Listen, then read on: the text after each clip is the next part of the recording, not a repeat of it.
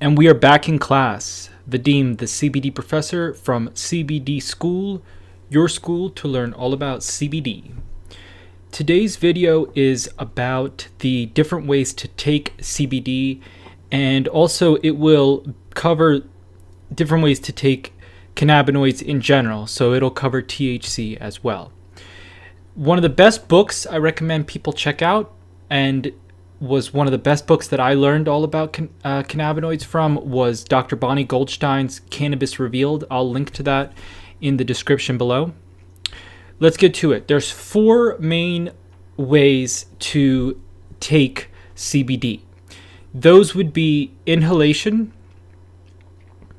edible, which is eating it, sublingual, which is like a tincture, and topical, which would be a on your skin.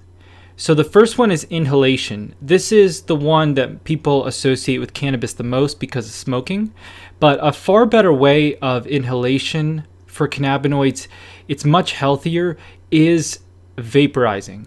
With CBD, you can, if you want to vaporize CBD, you need to either vaporize a CBD e-juice or a vaporizable CBD oil, or you can vaporize a high CBD strain of cannabis, but that would be limited to the laws in your area. Obviously, with THC, you can vaporize that same thing as you would be vaporizing the dried flowers, but that's all really dependent on the laws where you live. One thing about the vaporization is it's definitely the most efficient method. So it works the fastest. So it can be the easiest to dose because you can just stop as soon as you feel that it's enough. It starts the fastest as well. Within about 30 minutes, you're at a maximum feeling of a peak feeling, and it lasts about 1 to 4 hours depending on how much you take. Like I said, vaporization is a lot healthier than smoking. The thing you want to watch out for, though, and I don't vape, but I have some friends that are really into vaping, and they always avoid anything that's suspended in propylene glycol, and that's been shown to be toxic. Martin Lee from Project CBD has an article about that where he advises you not to buy CBD that's suspended in PG, which is propylene glycol. The alternative would be VG, which is vegetable glycerin, and that is safer than propylene glycol. So if you find a CBD oil that's just in vegetable glycerin, you can use that, and that's what my friends who vape, they use that as well. The other alternative for vaping CBD oil is some manufacturer or producers of CBD oil make a version that you can use sublingually or in a vape, but you need to be careful because you can't vape any CBD oil. You need to make sure it's a vapable CBD oil, and that would be, you need to check with the brand that makes it. You also might need special equipment to vape it. Not any vaporizer can vaporize any oil. So I'm not an expert on that. We do have an article that was written by one of our writers at CBD School, who he is one of our guys that writes for us sometimes. He has epilepsy and he uses CBD vape. So I will link to his article as well on that one. Let's get to the next method. That would be the sublingual. So that is a very common method with CBD oil, and that is what you see as the tinctures that you put under your tongue and hold it there.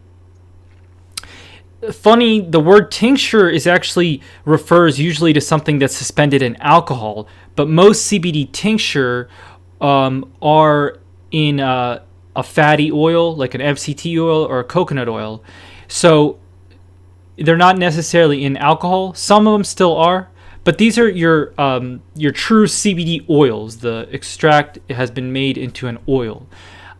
This is the second fastest method, the second fastest to smoking or inhalation. So the onset is 15 to 60 minutes, and the peak effects will be felt in 1 to 2 hours, and it lasts 1 to 4 hours. So that's similar to inhalation.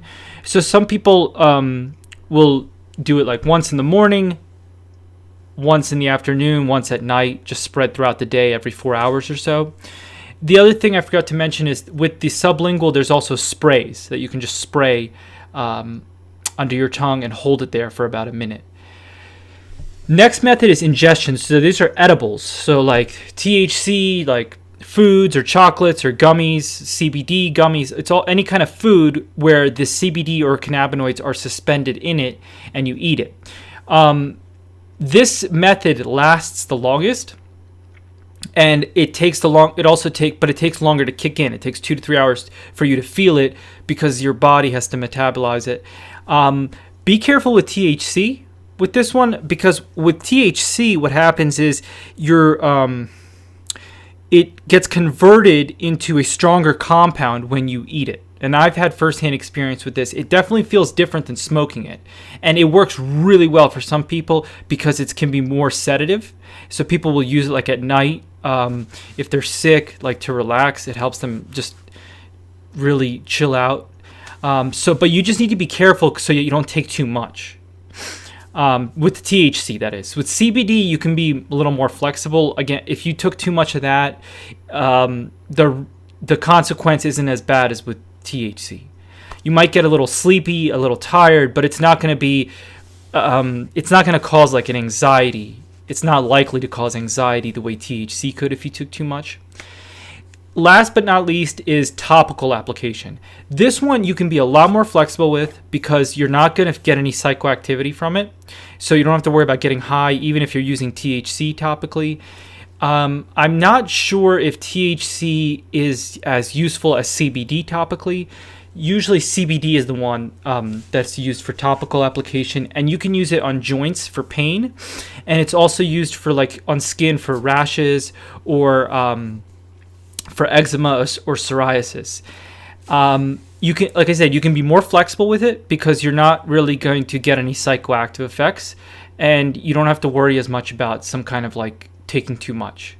So again, that's the 4 methods: inhalation, sublingual, ingestion, and topical. Easier way to remember that is anything that you smoke or take into your lungs, something that you put under your tongue, something that you put into your stomach, or something that you put on your skin. That's the 4 ways.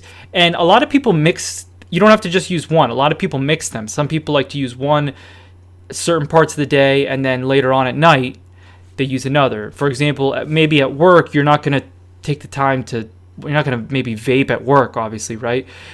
Because it's just not, you're not going to vape in your office. It's not really socially acceptable in a lot of workplaces. So you would do that only at home. And this is the same strategy as people who take CBD in the morning and then maybe take some THC at night. So the most discreet method is definitely something like edible or tinctures, because no one really sees you doing that. There's no smell from it. It takes a second.